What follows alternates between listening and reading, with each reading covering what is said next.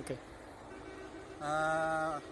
আমরা এখন কথা বলবো একজন চাষির সাথে, যে আসলে চাষি হচ্ছে তারাই যারা নিজের মাথার ঘাম পায়ে ফেলে একটা জমি থেকে ফসল ফলিয়ে আমাদের জন্য নিয়ে আসে, আর আমরা সেটা উপভোগ করি।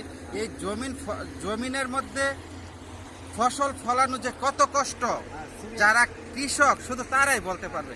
এমন একজন কৃষক ভাইয়ের সাথে আমি কথা বলবো। আচ্ছা আঙ্কেল, আপনার নামটা কি? আমার নাম হচ্ছে উমেশ চন্দ্র সরকার। উমেশ চন্দ্র সরকার। তো এখানে আপনি কতটুক জমিতে চাষ করছেন? এটা তো অত মালিকের এক কানি। এক কানি? হ্যাঁ, মানে 30%। এক কানি বলে 30%। 30% জমিন, এবং এটার মধ্যে এখন মনে করেন সার দিতে বোর দিতে এবং লোকজন আরো মনে করেন বয়বর দিয়ে আরো লাগান লাগবে। মোটামুটি এই এরকম একটা চাষের জমি উপযোগী করার জন্য আপনার কেমন টাকা খরচ হয়েছে? এই মনে করেন 35 থেকে 40 হাজার টাকা খরচ।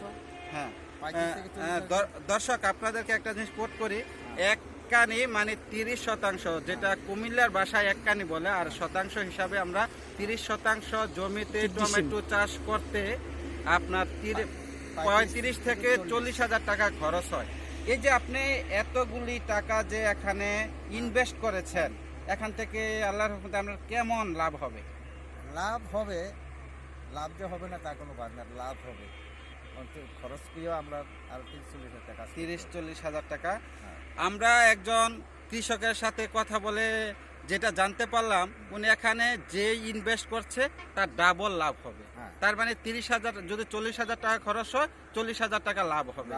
এই জন্য আসলে কৃষক এখানের ফসলের যে বৈশিষ্ট্যটা, সেটা হচ্ছে ওরা আপনাদের যে ফসলটাকে বিষমুক্ত বলে, আপনাকে আসলে বিষ ছাড়াই এই ফসলটা উৎপাদন করছে। হ্যাঁ, বিষ ছাড়া উৎপাদন করতে পারি।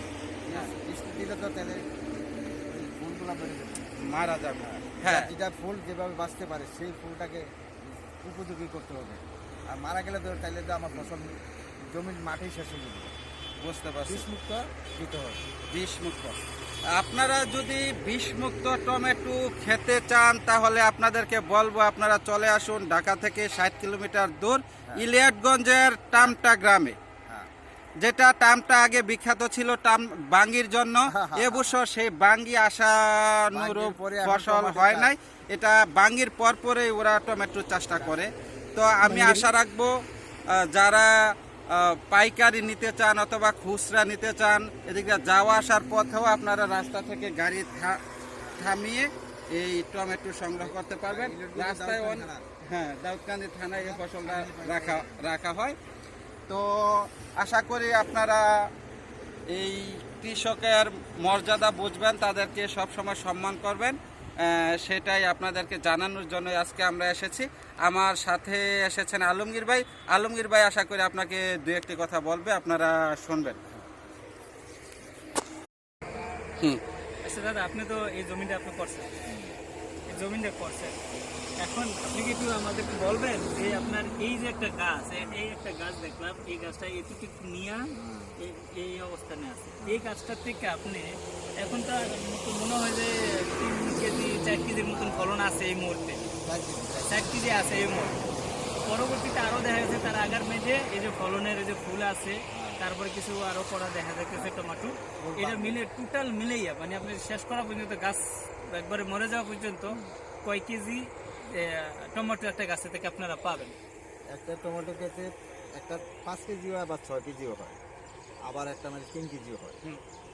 তাইলে মোট মিলিয়ে আমরা ক্রসে 4 কেজি ধরি। এভারেজে 4 কেজি, এভারেজে 4 কেজি।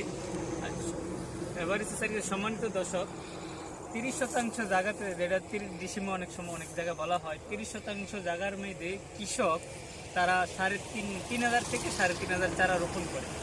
3 থেকে 3,500 চারা রোপণ করার পরে তারা এটারে 500 চারাকে তারা মৃত ভাবে যে এটা নির্জীব হয়ে যায়, অত কোনো কারণবশত চারাটা উপরে উঠতে পারে না, তার জন্য 500 জায়গা মরা যাওয়ার পরে 3,000 চারারে তারা ধরে রাখে। 3,000 চারারে তারা এভারেজ হিসাবে 3,000 থেকে 2800 চারা তারা ধরে। এভারেজে তারা এটারে 5 কেজি, কোনোটা 6 কেজি, কোনোটা 7 কেজি, কোনোটা 3 কেজি, কোনোটা আবার 2.5 কেজি, এই পরিমাণ দিয়ে তারা একটা গড় হিসাব করে যে এভারেজে 5 কেজি তারা টমেটো নামাইতে সক্ষম। 3,000 চারাতে যদি আপনার 4 কেজি করে ধরে তাহলে কৃষক মোটামুটি তার যে তার পরিশ্রম তারপরে বিভিন্ন খরচ ইত্যাদি বাদ দেওয়ার পরও সে বলতেছে যে ওর হিসাবটা ওইভাবে অঙ্ক হিসাব আমাদের মতন করে নাই। 7 থেকে 8,000 টাকার সারি দল ওই 7 থেকে 8,000 বিভিন্ন আরো অনেক কিছু 7 থেকে 8,000 আছে, টোটাল মিলে 40,000 টাকার মতন খরচ আছে। তাহলে তাদের এই খরচ কমপ্লিট করার পরে যাইয়া তারা আরো 40 থেকে 35, 40, 50, 45 এই জাতীয় টাকা তারা এটা আয় করতে সক্ষম। তো এইভাবে যদি সব কৃষকরা যদি অবস্থান করে চাষের মধ্যে মনোযোগী হয়, তাহলে আমার মনে হয় দেশের কল্যাণ হতো, দেশের জন্য দেশও লাভবান হইতো, দেশের অর্থনীতির চাকা আরো উজ্জ্বল হইতো। এই কৃষকদের মতন যদি আমরা নিজেরাও ওই বিদেশ জামু করে এই চিন্তা না করে যদি আমরাও কৃষি নির্ভরশীল হইতাম, দেশটা আরো উন্নতির দিক যাইতো।